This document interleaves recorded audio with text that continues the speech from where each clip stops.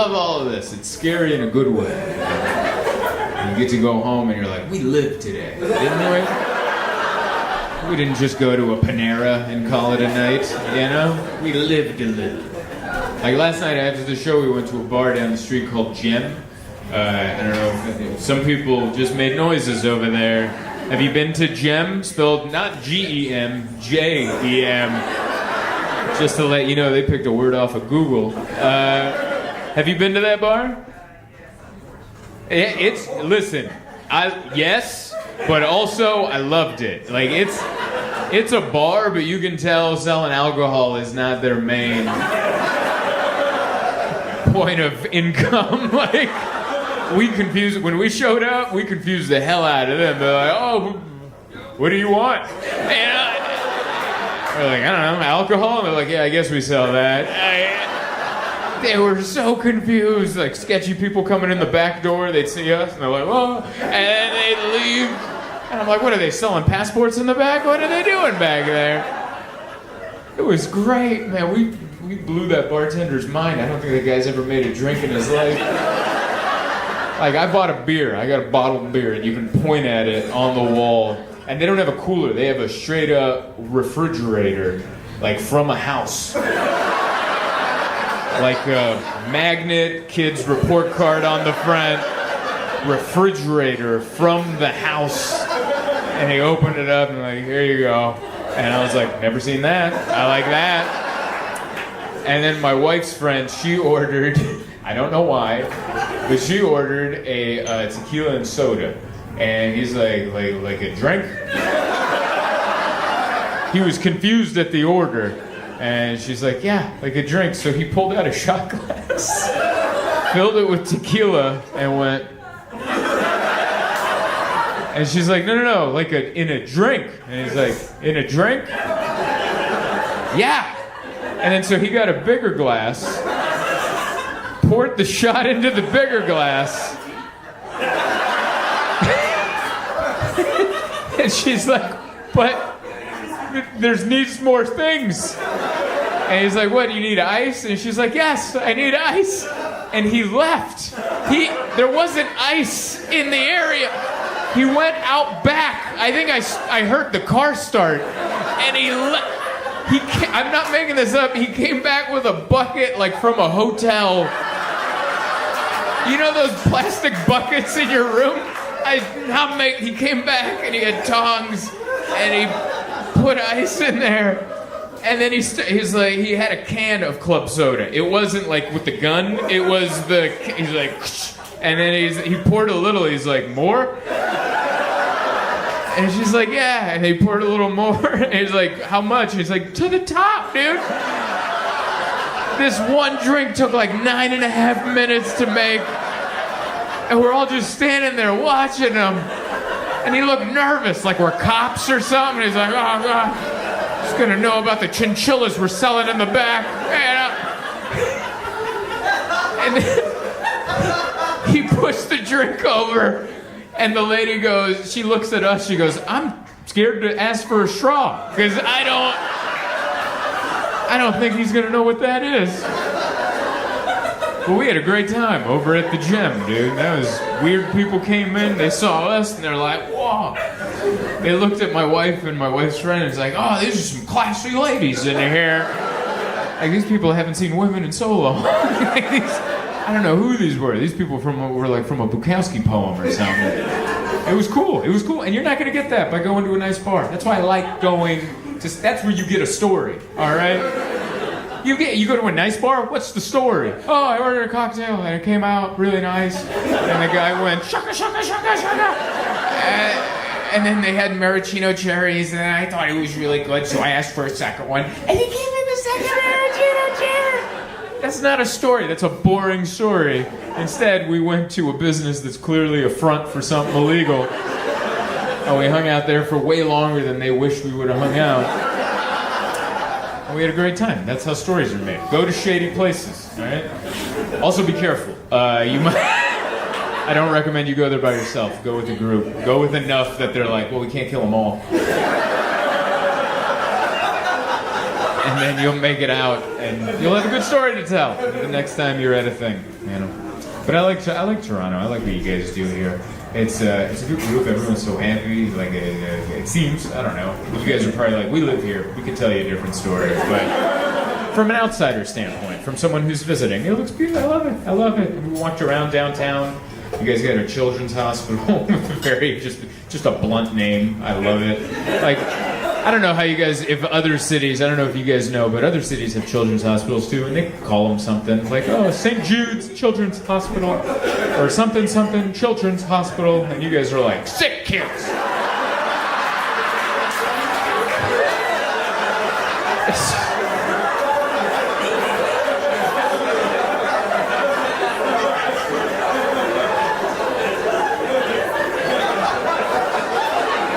That must have been the quickest meeting in history. What are we naming the children? Sick kids! Meeting adjourned. Let's get on with it. No nuance. In front of the building just says sick kids, and there's like a kid in a wheelchair. And you're like, all right, we know what's going on in there. It's like they were trying to make sure that it didn't look like a front for something else. They're like, look, we're not trying to be like Jim down the street. This is what we're doing in here. We're helping these children. Ah! Oh, the excitement. What's up, everybody? Yes, you could be happier, but all right, that's one person that was sad. I like it. No, don't change. Don't clap now. You hold that tight. That's always fun. I like one person that's in their head like, oh, no, that's not a good parking spot that I got. I'm definitely getting towed by the time I'm out of here. Ah. What's up, everybody? Thank you so much for coming out. Yeah, we're here. Beautiful. I love this. It's so nice. I'm so pumped. We packed out all these shows. And then before I came, we sold out 4 of them, so we added a Thursday. And I was like, oh my God, am I Matt Wright for something? And I came in. I was like, this is amazing. And then I saw how small the room was. I'm like, all right, well, it's still pretty cool. All right. Doesn't have to be the Rogers Center or whatever. And there's still seats missing. All right, people didn't make. I wasn't kidding about parking then. All right, there's people looping around going, it's already happening. It was a good day. I've never been to this part of Toronto. I don't know what this section, Danforth, I guess is the name of the neighborhood. Never come out to this area. My in-laws, my wife's family, they live up in Richmond Hill, which is suburbs. And is that a wow? Is that? I mean, it's cool. I didn't expect you were like, wow. And I'm like, yeah, it is a wow. It's good up there. They got a lot of stuff. They got a lot of houses with addresses, with the entire address spelled out. That's a real big movement. I love that. Like, people think that's classy. Like, oh yeah, spell it out. Spell it out. I don't want 1-4. I want it to say 14, all squiggly. Let's make these Uber Eats drivers work for it. What do you say? Let's test their reading skills. What's that? You're from another country delivering me a sandwich? Can you read 14? You might never know if this is the right home. It is a big deal over there. But yeah. So I'm up there, and but I like the city part. The city part's so cool, and it just feels like a movie set. The entire thing. There's so many different people. It's like cast by Netflix or something. It's like one of everybody. It's just so diverse. Look around this audience. There's one of everybody living in harmony in Canada. This is like what they taught us in kindergarten. It doesn't matter what race or creed or gender or height or whatever. Like, height's probably one of them, right? You ever see someone come in too tall and you're like, not him. Not him. He makes me feel bad about me. Get out of here, you tall one. But I like it. It feels, it feels safe. Even when it looks sketchy, it ends up being safe. I don't know if that's true, but that's what it feels like out there. Like on the Uber ride, we went through a lot of neighborhoods, and it was like, oh, this is nice, and you're like, oh, there's like sleepy, itchy people at some of them. And then there was like an alley where I'm like, I don't know about that alley. And then like a nun would walk out of the alley, and I'm like, that's a pretty safe alley, I think. Just got blessed by a nun in there. There's a little bit of everybody, but it's nice. So yeah, I'm up there in Richmond Hill hanging out with my in-laws. I have a Persian wife, so I have a Persian in-laws, which is very nice. Yeah, it's very nice. I can't learn Farsi to save my life.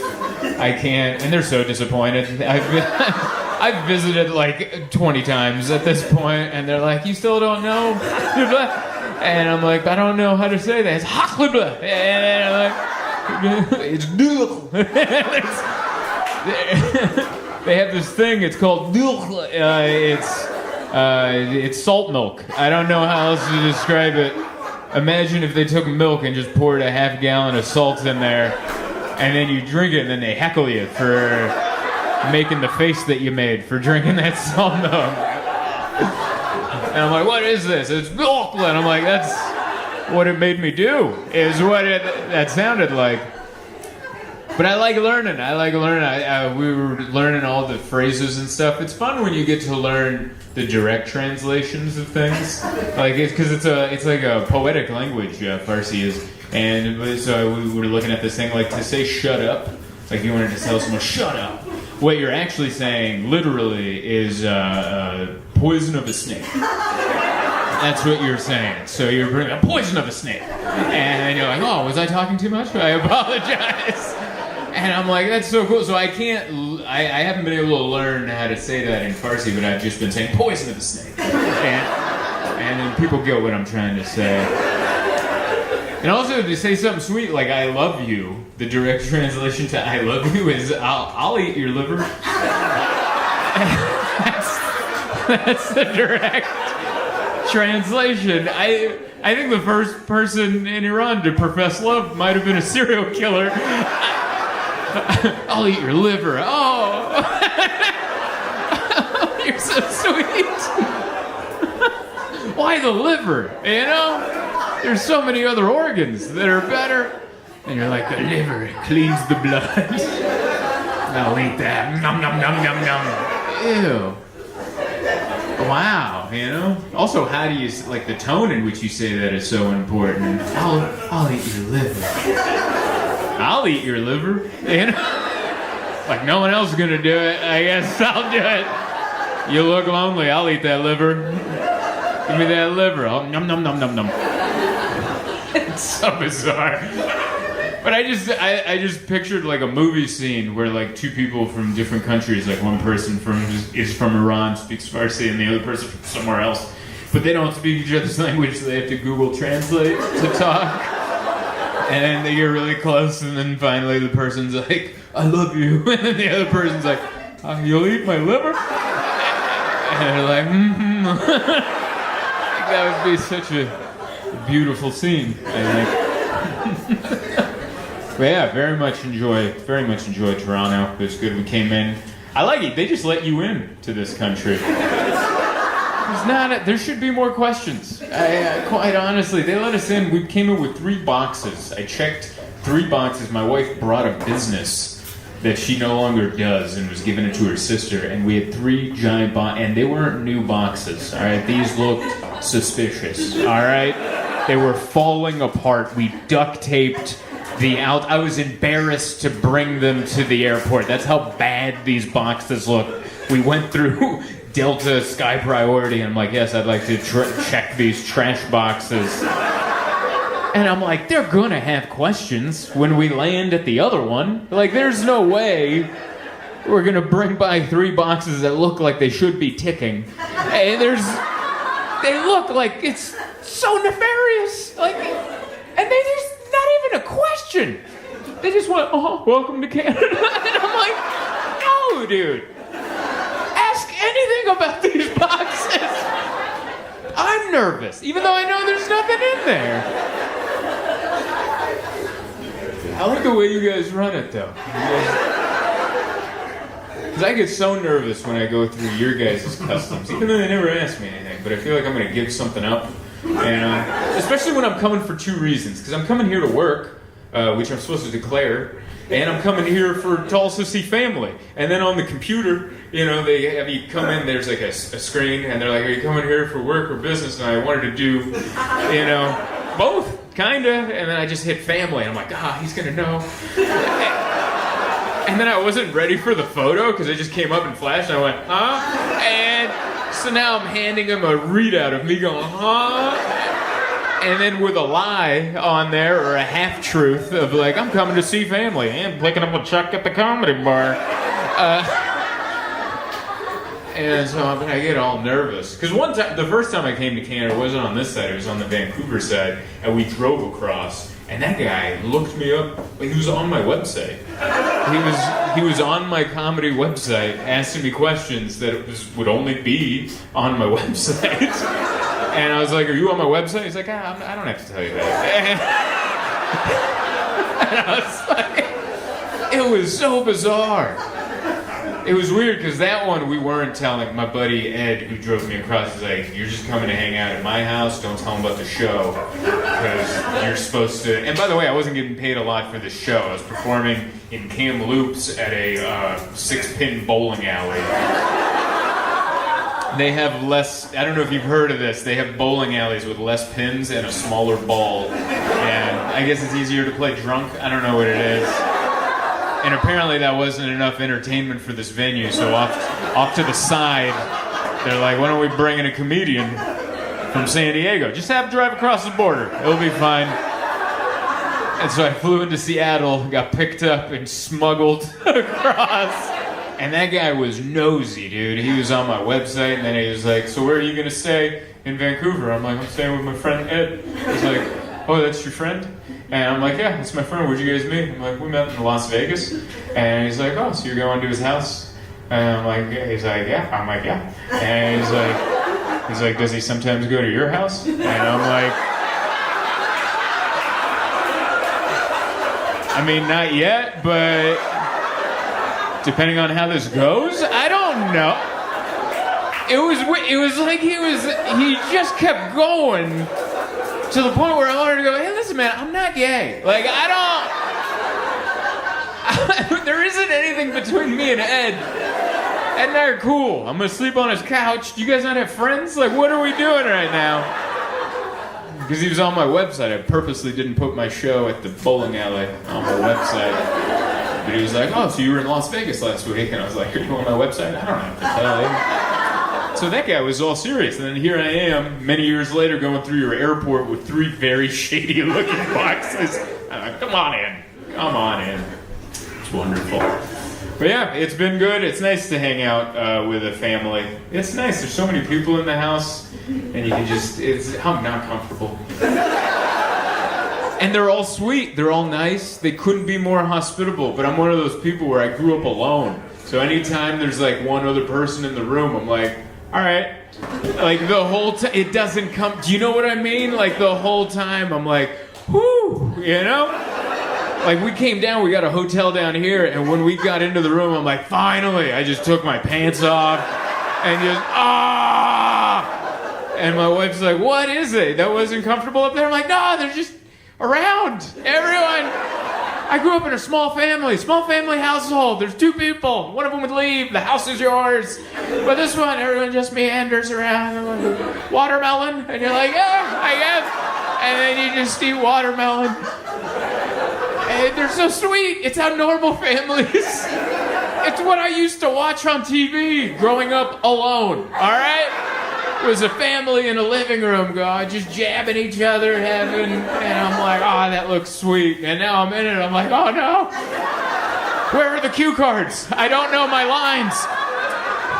How do I interact in this situation? It's so uncomfortable. I've learned that a lot about myself, because I have anxiety, and it's a lot of people have it. Mine's not that bad. It's just I didn't notice it. I'm mad that I know that I have it now. There's a lie that's being told in the mental health community that says once you realize your problems, you can work towards getting it better. No, now I just notice it more, and I'm fully aware. I'm out of my body watching myself be uncomfortable now in line to get coffee. Thank you. Instead of just before times where I would be like, everyone hates this, you know? Everyone's going through torment in their mind right now. But no, now I'm watching myself going, don't wring your hands. People can see that. Don't do that.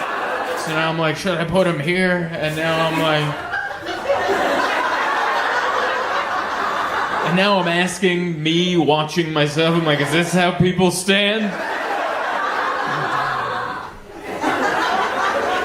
I have my lines in my head. I'm ready to, I'm ready to roll. If I go to Starbucks, I practice my order in my head before I get up there because I never want to get, because if I'm not ready, I'll just yell whatever like, oh, London fog! And then I find out that's tea. It's not even coffee. Throw that away, go to another coffee shop and try. No, if I'm in line at a Starbucks, I'm just there like, bacon, egg, Gouda sandwich, sweet cream, cold brew. And that's just the little tape that plays in my brain, and then I get a little closer. Bacon, egg, Gouda sandwich, sweet cream, cold brew. Bacon, egg, Gouda sandwich, sweet cream, cold brew. And then finally, hi sir, what can I help you? I'll have a bacon, egg, and Gouda sandwich and a sweet cream, cold brew. But if they're like, we're out of all of that. London fog, Thank you. Thank you. Some weirdos connected with that. Hell yeah. We're all uncomfortable. No, I love coming to Toronto. My wife's family is from here. They live up in Richmond Hill, so I hang out. I've been hanging out there all weekend. A big family. Everyone's just around all the time, and it is so stressful. Because I didn't grow up in a full house. I grew up in a small family. It's just my mom and I for so many years, and she'd leave, and the house is to myself. That's what I'm comfortable with. Just nobody around. But I would watch it on TV, like, the sitcoms with like 1,000 family members, and everyone's like da-da-da, da-da-da, and it looked amazing to watch from an alone household, but then I'm in it, and I'm like, where are my cue cards? Like, I don't know what my lines are. And so I'm just there like, da-da-da, and they're like, what? It's fun. Like, and Persian household, so hospitable. Everyone's just walking around, you're sitting there, no one asks for anything, and they're just like, watermelon? Here you go. And you're like, I didn't ask for watermelon, but here we are. There's just fruits and nuts. Everything's on a conveyor belt just coming around. It's always tea time at a Persian household. They got tea, they got nabat, which is homemade sugar. It looks like meth. It does. It looks like crystal. It's like what Walter White worked on. Yeah. And they're like, this will cure whatever you got. And I'm like, I don't think anything's wrong. They're like, but you're about to feel better. And then they put that sugar in there, and I'm like, nabat! Like, I'm all into it. I wish I knew more about that culture too, like, cause they try to teach me Farsi, and I'm not picking it up. It's hard, dude. I don't know, like, it's like, oh, you haven't learned hati? And I'm like, no, I haven't learned that word. And they're like, what's wrong with you? That's what we say. And so, like, today we've been learning extra. I learned all these phrases, but the direct translation of the phrases, which is what makes language so fun. Like, I learned, shut up, how to say shut up. But I learned that shut up means poison of a snake. That's what so if you tell someone to shut up, you're like, poison of a snake. It means so much more than shut up, right? You're like, this could be the last time you speak. It's such a hard, I love it. So I don't know how to say it in Farsi, but I've just been going, poison of a snake. You know what I mean. That's Zahrahman. Yes. Zahrahman. And the direct translation is poison of a snake. Yes. And it got worse than I learned. I learned I love you, which means the direct translation is, I'll eat your liver. That's how you say I love you. Right? All right, I'm glad you're here. You're like, he's not lying. That is how we profess our love to people. And I'm like, God Lord. And they're like, right? And I'm like, it shouldn't be. I'll eat your liver. Like, the first person to profess their love in Farsi was a serial killer. I'll eat your liver. That's how much I love you. Oh, man. It's a passionate language. Everything's all or nothing. I don't know if there's a word in Farsi for Like, it's either, I'll love you till the death of the sun, or I'll hate you with the power of the sun. The sun's involved, I think, a lot. Yeah, I'll eat your liver, which is there's so many different ways to say that. I'll eat your liver. I'll eat your liver. It's like I'll love you, no one's, right on your little liver. I'll get right on that. I just imagine like a movie scene where like someone who's Persian is like dating someone from like another country, but neither of them speak each other's language, so they have to do like Google Translate, And they just get the direct translate, and the guy's like, I love you, and they're like, I'll eat your liver, like just having that moment, and then watching the breakup, But it's a rom-com, so they'll come back around after they run into each other on a Ferris wheel or something. You know how rom-coms work. But it is nice. It's like, it's very Netflix casty, where like there's one of everybody, You ever watch an old movie and you're like, oh. I've been going through old movies because I don't like a lot of new movies. Not for the casting, by the way. That's not. I just hate the casting. It's just like, really? How did these two meet? No, that's not. It's not the casting. My issue with new movies is the dialogue. No one talks like that, or at least I haven't met people that talk that way. In the new movies, people just like in comedies, two characters will just stand in front of each other and trade punchlines.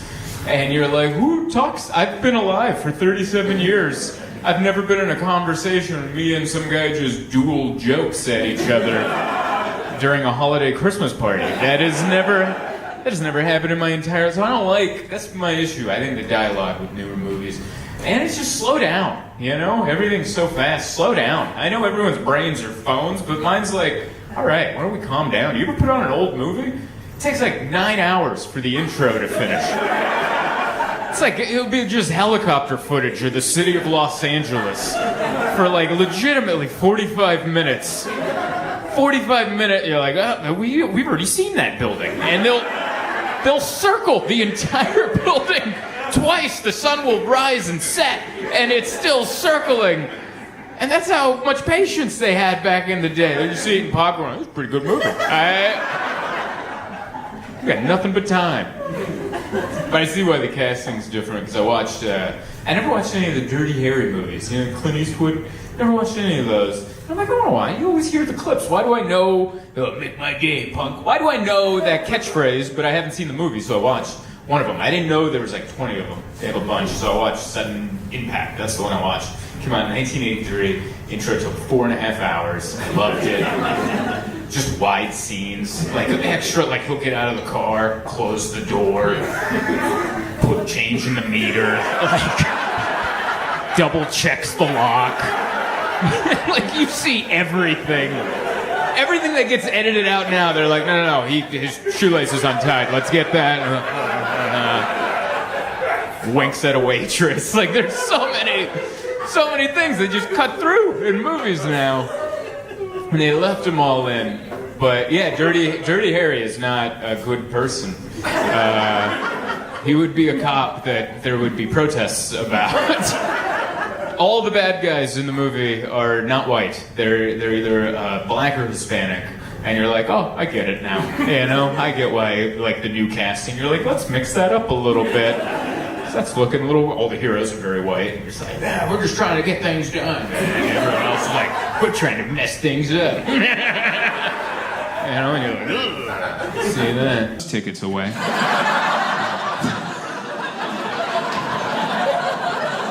That guy's a hero. We need to put him on a stamp. Everyone's summer vacation's a little bit cheaper. Thanks to him. Oh my God. I flew with last time before this, I flew to Boise. I flew with a buddy of mine. I don't know if you've ever flown with someone like this. We were flying from San Diego to Boise, and before the plane took off, he crossed himself up. You know, he gave him the Father, the Son, the Ghost of Christmas Past. He hit all the corners. But we had a connection in Oakland. We had to get on another plane in Oakland, and as we're taking off, he hits it again. And I looked at him, I go, that doesn't transfer from the first one? You gotta hit it every time? Like, if I was doing it, I would do one big one in the morning. I'd be like, hey, for everything. For whatever may come up. And he goes, no, you gotta do it every time. I'm like, all right, cool, then do it. I'm like, when you're doing it, are you praying for everybody? And he goes, of course. I'm like, you better be. Because that'd be weird, wouldn't it? This plane goes down, everyone's dead and on fire in a cornfield, except for you just sitting there, just... Oh, I should have prayed for everybody. I have made a giant mistake. There's gonna be a lot of questions when the authorities arrive. I'm still scared of turbulence when I fly. I fly all the time, but I've never gotten used to that. I'm still the guy just going, like I'm that guy. Terrified. I hate it when I sit next to someone that won't acknowledge the turbulence. I was on this one flight, I had the window seat. The guy in the middle, he was reading a book, but it was too turbulent to be reading. But he wouldn't let it go. He's just sitting there like this, just...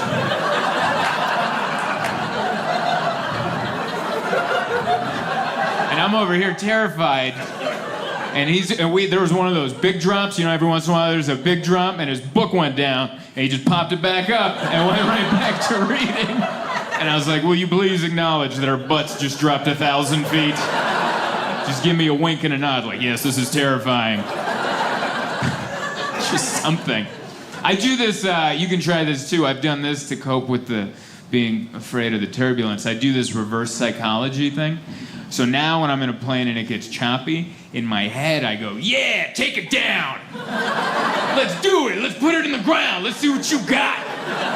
And then when it doesn't crash, I go, that's what I thought. That way I felt like I was in charge.